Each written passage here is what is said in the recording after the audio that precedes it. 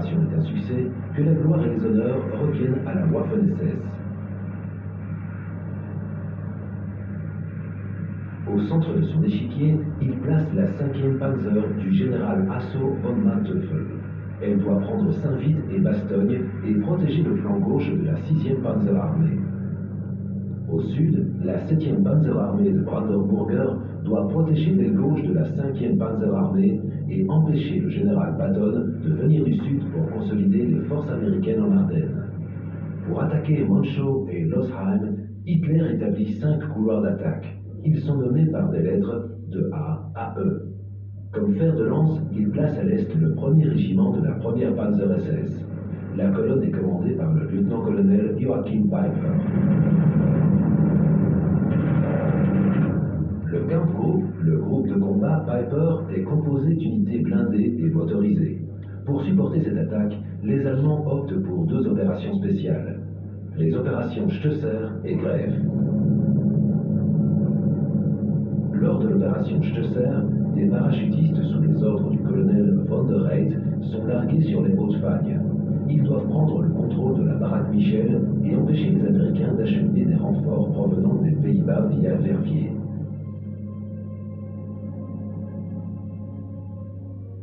L'opération Grève, commandée par l'Obersturmbannführer Otto Skorzeny, a pour mission la capture des carrefours, des ponts, mais aussi le changement des panneaux de signalisation. Les soldats allemands sont déguisés en soldats américains. Ils doivent semer le chaos dans les lignes ennemies.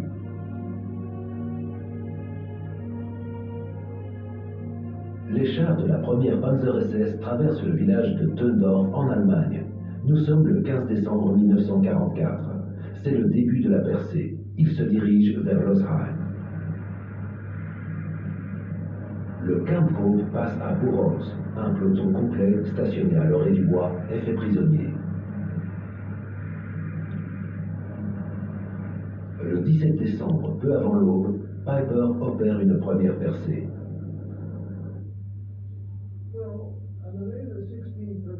Le matin du 16, il y avait de l'activité autour de nous. Nous ne faisions rien de spécial excepté ceux qui montaient la garde. Le nombre était doublé. Le matin du 17, je revenais d'avoir pris mon petit déjeuner au mess du 924. Je retournais à la maison où j'étais cantonné. Nous avions l'habitude d'entendre et de voir les balles traçantes qui filaient vers le ciel et qui essayaient de toucher les V1 qui passaient au-dessus de nous. Ce jour-là, les balles traçantes ne montaient pas, mais se dirigeaient horizontalement. C'est comme ça que j'ai compris que quelque chose ne tournait pas rond. Je m'appelle Alfred Goldstein, mais tout le monde m'appelle Al. J'étais dans la Service Battery de la 924e Field Artillery Battalion de la 99e Infantry Division. C'est à Hotzfeld que les premiers affrontements ont lieu. Des GIs de la 99e division sont faits prisonniers. J'ai vu un de nos cuisiniers qui tentait de charger un bazooka, mais il le tenait dans le mauvais sens. J'ai saisi l'arme, j'ai couru dans le champ à côté de la maison. J'ai sauté dans un trou sur quelqu'un qui avait un chien.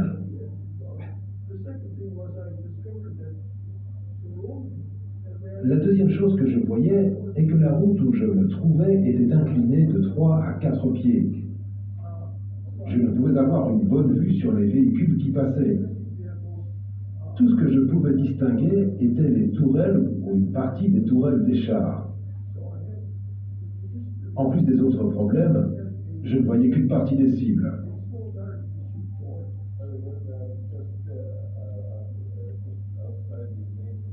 J'étais en dehors de la route principale de Bühlingen, au pied de la colline. Nous étions dans une maison où nous pouvions voir droit sur la route. Nous avions une bonne vue de ce qui descendait la route. Nous ne pouvions sortir par l'arrière. Nous étions dans la cave, nous ignorions qu'il y avait des camarades. Il y avait un Indian Joe et un de nos clercs était dans la cave. Je ne sais pas comment ils étaient arrivés là, ni depuis combien de temps ils étaient dans la cave.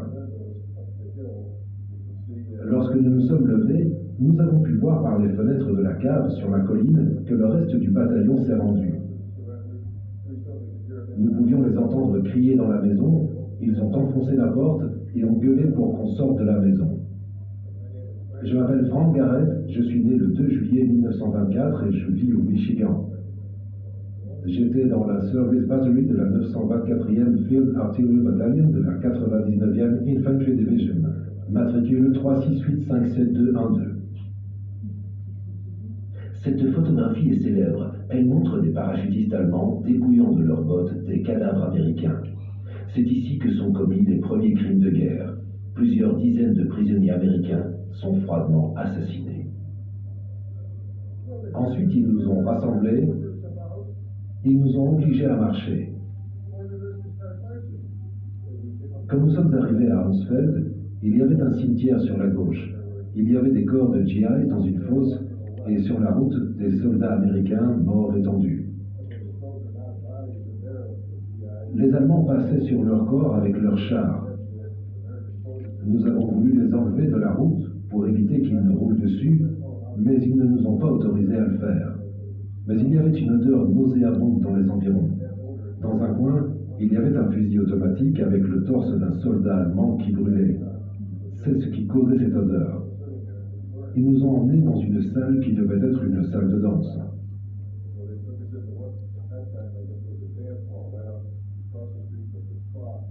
Ils nous prenaient de insignes, mais j'étais assis là comme ça car je collectionnais des médailles allemandes que j'avais attachées dans ma veste.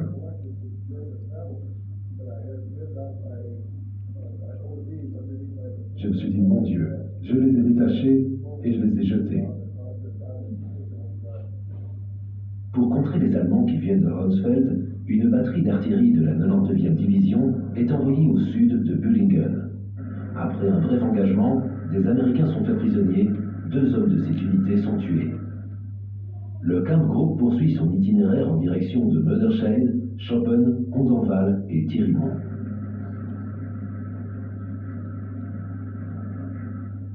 Le Kampfgruppe Piper est censé emprunter un chemin forestier qui relie Thierimont à Ligneville, mais le trajet est difficile en raison de la nature du terrain et de la qualité des routes disponibles. L'itinéraire devient impraticable. Piper décide de traverser Bonnier. Le massacre qui s'y produit n'aurait jamais dû avoir lieu. Alors que nous étions sur la route en direction de Bonnier, nous avons remarqué des soldats américains sans véhicule ni rien. Ils nous ont fait signe pour nous saluer, nous leur avons fait signe également. Il y a quelques années, j'ai lu un livre sur les troupes para-allemandes. Ils étaient bel et bien sur la route. Je me demande s'il ne s'agissait pas de parachutistes allemands du groupe de von der Reit.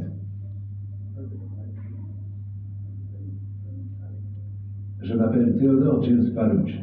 J'étais de la 285e Field Artillery Observation Battalion, batterie B. Les derniers chiffres de mon matricule sont 6613. Le fer de lance de la colonne allemande est sous les ordres du commandant Werner Sternebeck. Lorsque la pointe de son avant-garde déboule du bois de Thierimont, elle aperçoit une colonne de véhicules américains au carrefour de Bonnier. Ils appartiennent à la batterie B du 285e bataillon d'observation d'artillerie de campagne. Notre convoi comportait environ une trentaine de véhicules. Il a été pris pour cible depuis les hauteurs, vers l'est, par des armes de petit calibre et par l'artillerie. L'artillerie était en fait des chars. Il est midi. Les SS coupent à travers champs. L'avant-garde de Piper ouvre le feu sur la colonne. Plusieurs GI sont blessés. D'autres y laissent la vie. Il y avait des arbres, peut-être 100 à 150 yards d'arbres qui brûlaient afin d'arrêter les véhicules.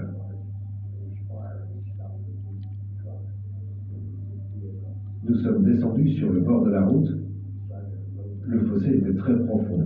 Je me souviens que je pouvais m'y mettre et que la route m'arrivait au menton.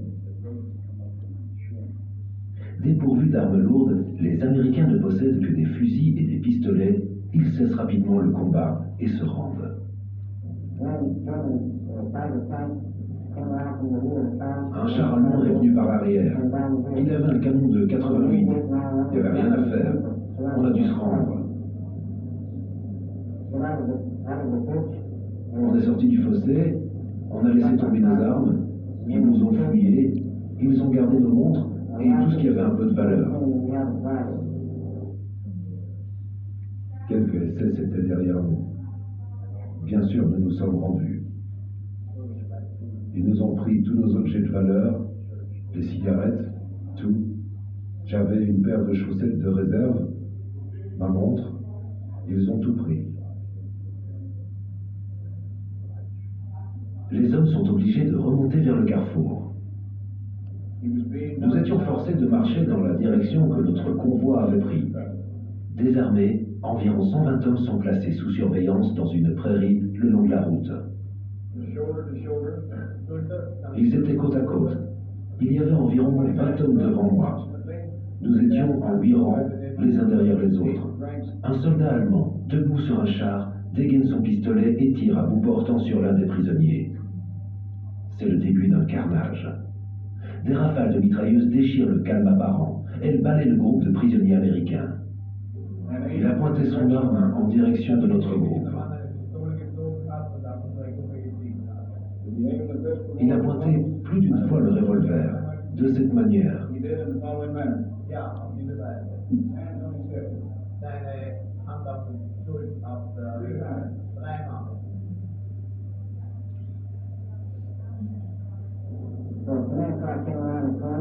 Ils ont tué un officier médecin à ma gauche, puis un autre à ma droite.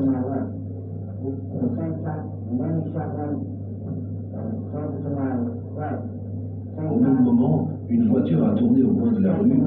Ils ont tiré à la mitrailleuse.